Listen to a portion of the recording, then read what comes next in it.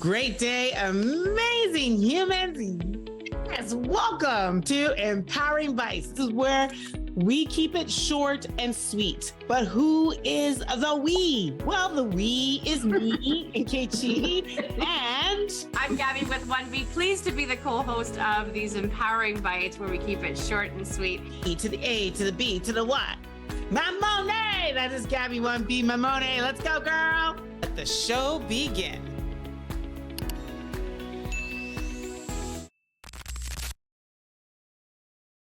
Great day, amazing humans. Got it this time. Yeah.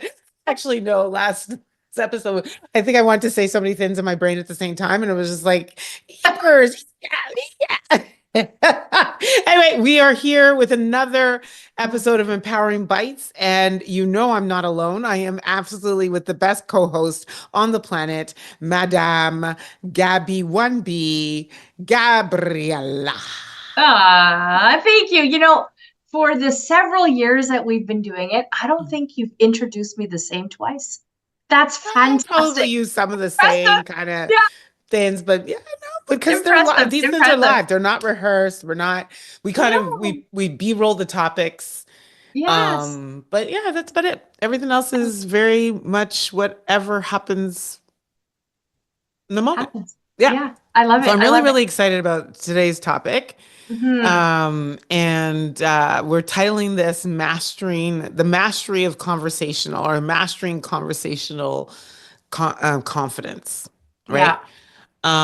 And so important because it's on the tail of our last episode, if you didn't catch it, was around how to really show up to sort of navigate difficult conversations and with others, right? And so this one is also another way, which is conversational confidence. So irrespective of what's happening, is how do you sort of really command the conversations that you're having, and exuding a level of confidence, competence, you know what I mean? And as speakers and leaders, this is so important. Like, we're constantly helping people with this. So no better way than to have a conversation around it. Love it.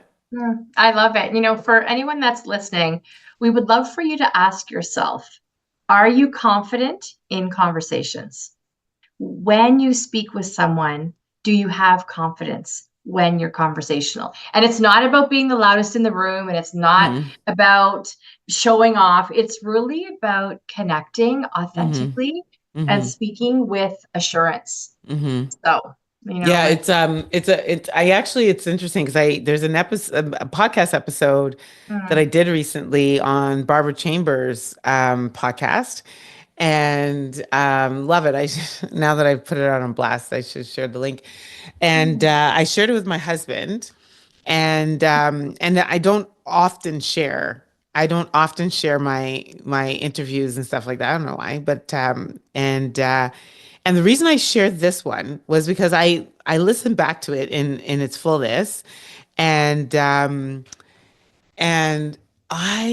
if there was one, like, if I was studying the interviewee, so Barbara, it's her your Deep Life podcast, and she interviewed me, but if I was like observing me as the interviewee, the one thing that came to mind was like, wow, you were so much growth. Like, you were so controlled, girl. Like, that's and I awesome. recognize that part of what we're going to share today is in large part what I think I experienced in myself that day. Was I was completely present. And I think that mastering conversational confidence requires your whole you, to be present and to be there authentically, not trying to pretend, defend, you know, any of those, right? Like, just there authentically, and being open with, I hate to say real because people like, keep it real. No, but being open to share whatever it is that you're navigating in that point in time, because I think that is your most present and your most confident self, is when you're not having to pretend or protect or defend, or, you know what I mean? or proof. Mhm. Yeah. Well, I mean, I've had the distinct honor of working with you for so many years on this podcast. And, one thing that I've seen is, our growth together. Like it's handling feedback and it's advocating for yourself and being an active listener. That's actually one of your superpowers is really, yeah, it's Not on the really just podcast, maybe, but well, no, but you show genuine interest in people. Like you hmm really, you nod, you make eye hmm contact, you ask follow-up questions, hmm you have this engagement with people when hmm you speak. And that comes from a place of authenticity and like hmm really, like Thank you're you. But very do you know that that's why? So a lot of people don't know. Like ah I remember one time, when did you start a podcast? And I said, do you know what it was? Is that I had gotten feedback, my performance reviews or this, any other, that I can benefit from improving the skill around active listening. And I want to be a oh, stronger leader. And so I asked, what are some of the key skills, that I should master? And they're like active listening. And so I just kept hearing this theme of active listening. Simon Sinek talks about it, right? Like wow. letting people get to the end of a sentence, not necessarily, you kind of spoke about that last time, not responding with whatever was in your mind, but maybe Yeah. potentially holding that and instead like making what they just said have bring value into the conversation, meaning like repeat what they just said, speak directly to what they just said, right? Like Mm, give that life, and then allow that to then, organically grow the conversation. And so I was like, oh, I think like I want to be like Oprah. Yeah. yeah. And I was like, I want to learn how to ask great questions. I want to learn how to listen because I would ask a lot of my mentors, like, I would observe you and I find that you could take it like there's topics and conversation happen at the table, and then you just distill, like you speak at the end and you distill everybody's points into some poignant, sort of, you know, Mm, commentary that is just so bang on, and so I was like, well, how about if I become somewhat of a reporter, like, a journalist, let me be a podcast host. That's I love really it. why Empower My That's Skin was amazing. born. And we never spoke about that. So for me to say active listening, that must be cool for you because that's full circle for you, right? Yeah, yeah. Yeah. I'm still And so working for on it. I would say yeah, my marriage is the hardest place where that's just the remember you're not responsible for other people's actions or their opinions or anything, right? So it's all about conversation and communicating. And that's why I love last week's episode and this one, because it's really, how do we have that warm and engaging tone? How do we hmm share personal anecdotes, relatable stories, concrete examples, and just really maintain that hmm conversation style. hmm So anyone that's listening, and Kitchi and I, before this, we agreed on three keys, three tips on how to master conversations with confidence. And hmm so let's jump in. Yeah, I like the first one. So the first one is own your inner narrative. Yep. And I'll explain this one.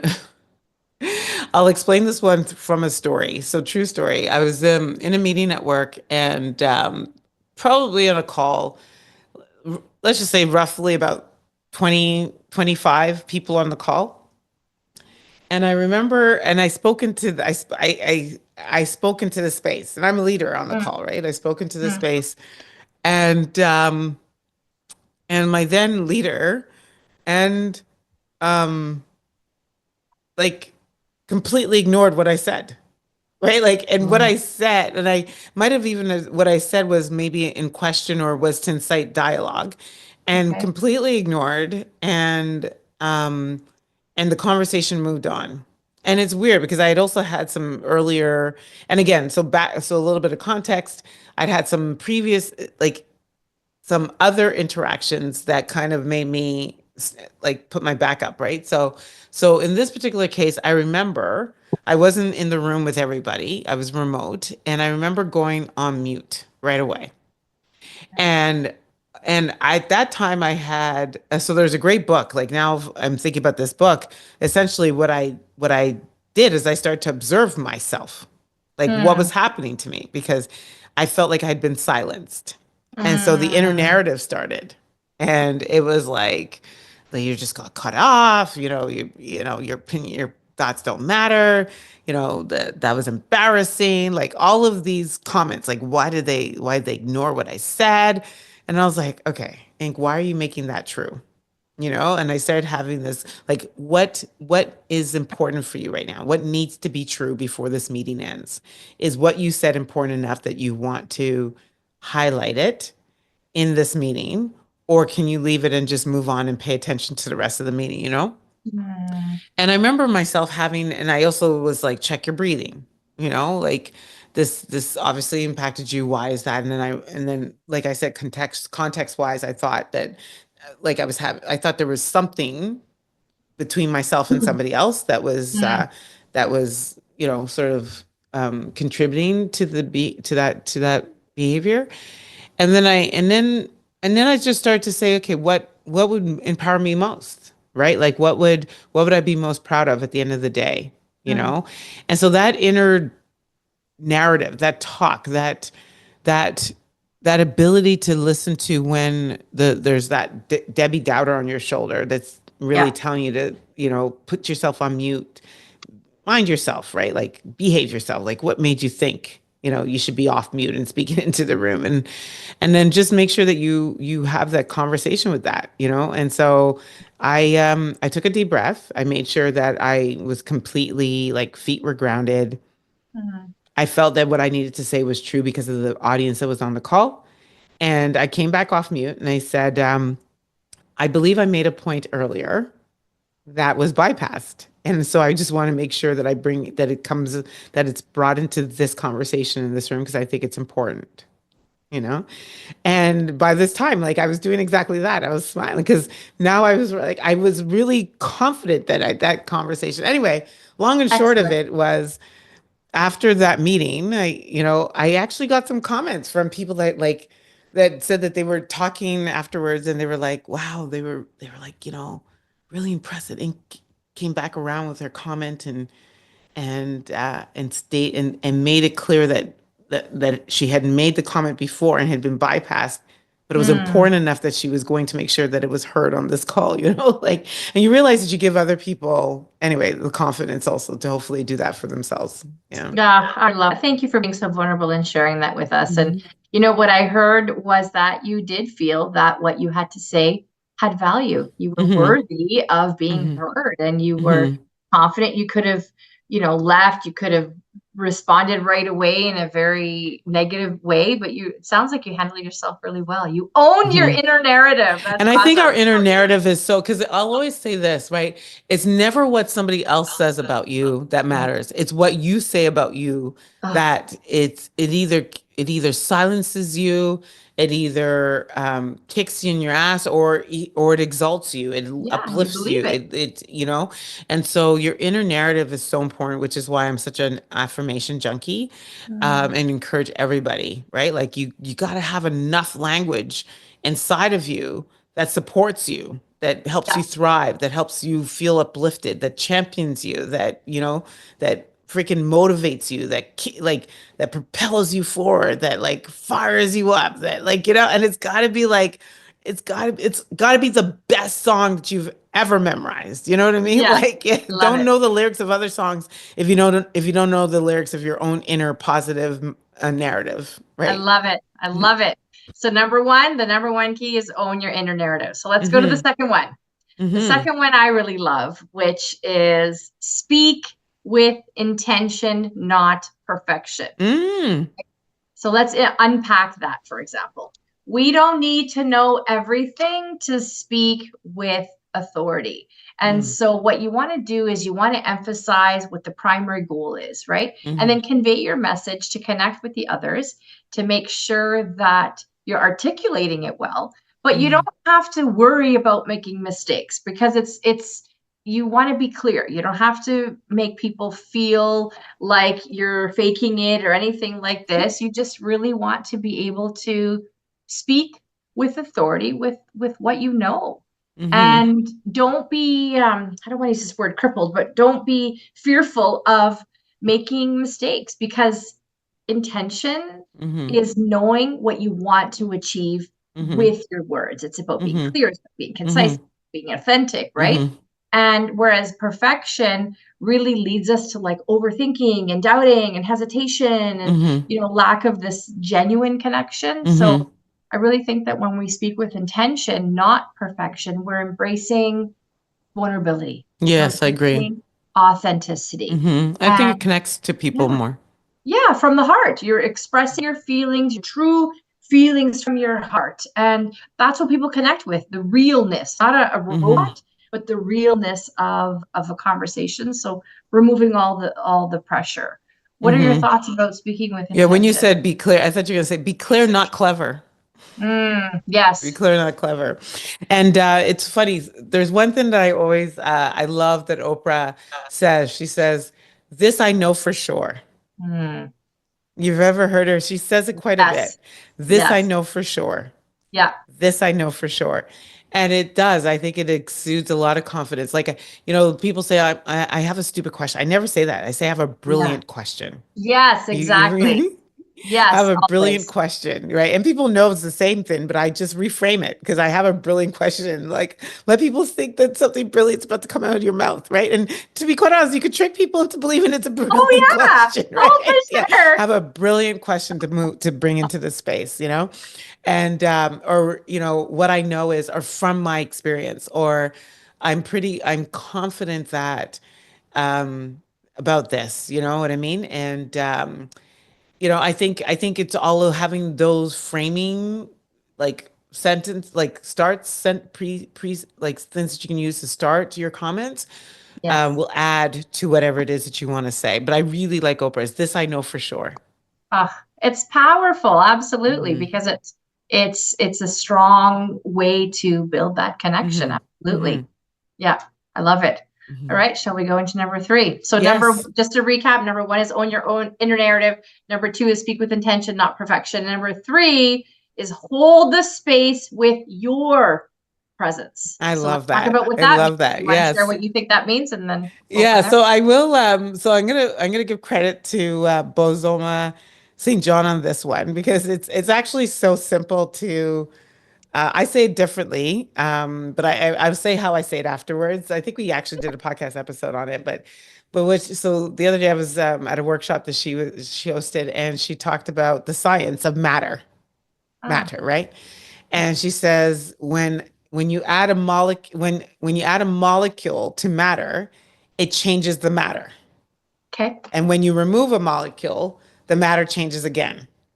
Okay. And then so she talked about imagine the spaces that you occupy, or the rooms that you occupy, the meetings or this, any other, consider that matter, right? Ah, And the minute you walk into the room, you are that room shifts, the room changes because you are now in that room, you're in that space. So you are the molecule that changed the matter, right? The room is no mm, longer the same.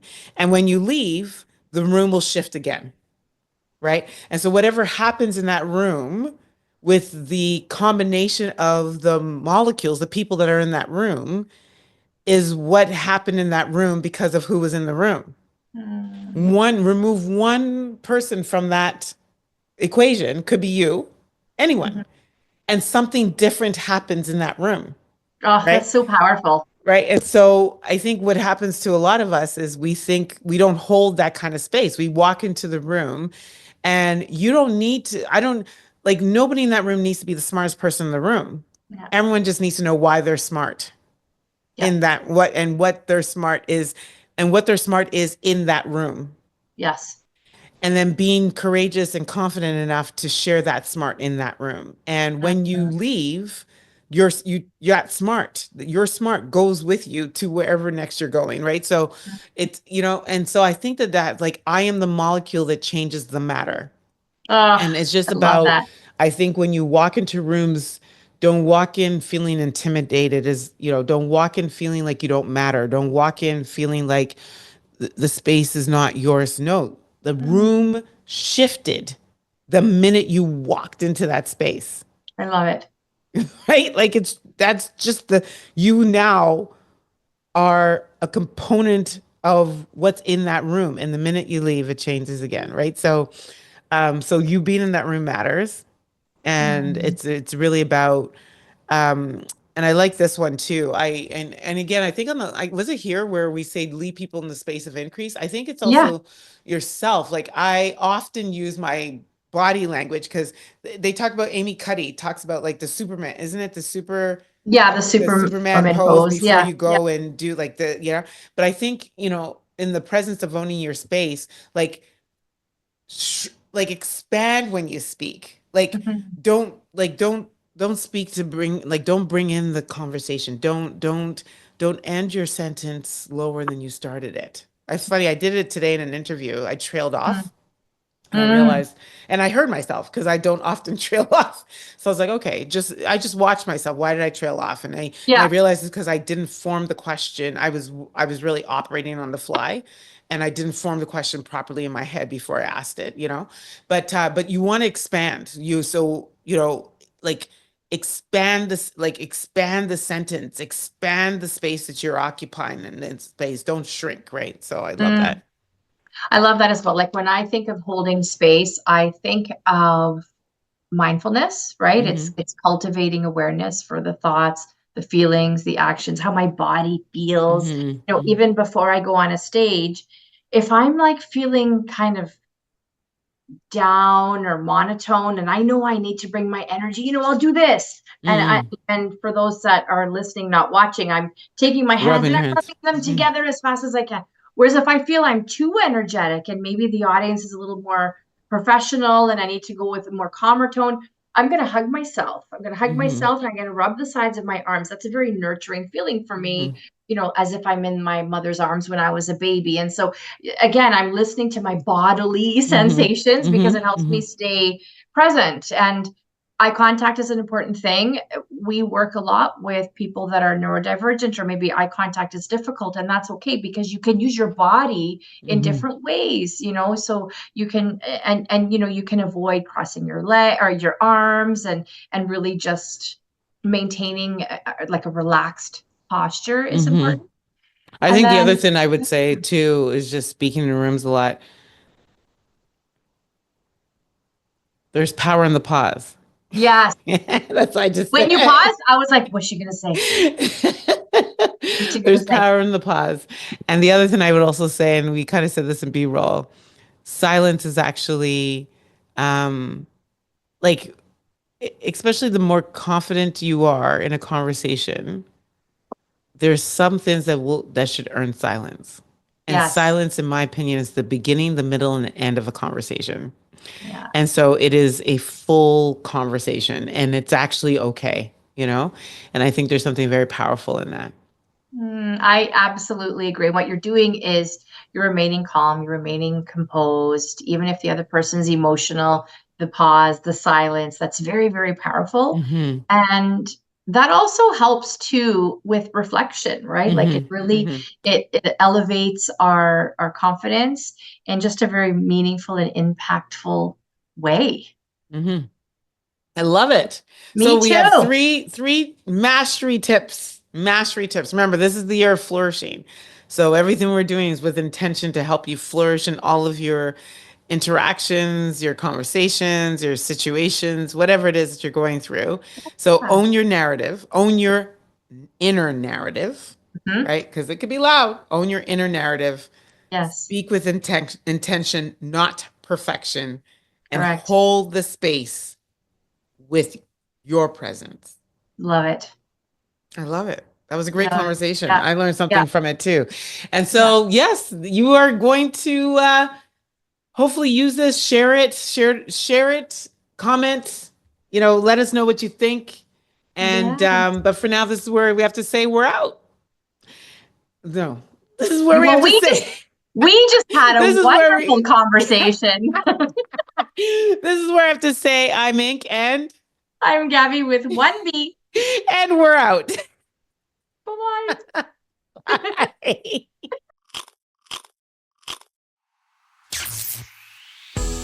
Don't forget to subscribe so you never miss an episode.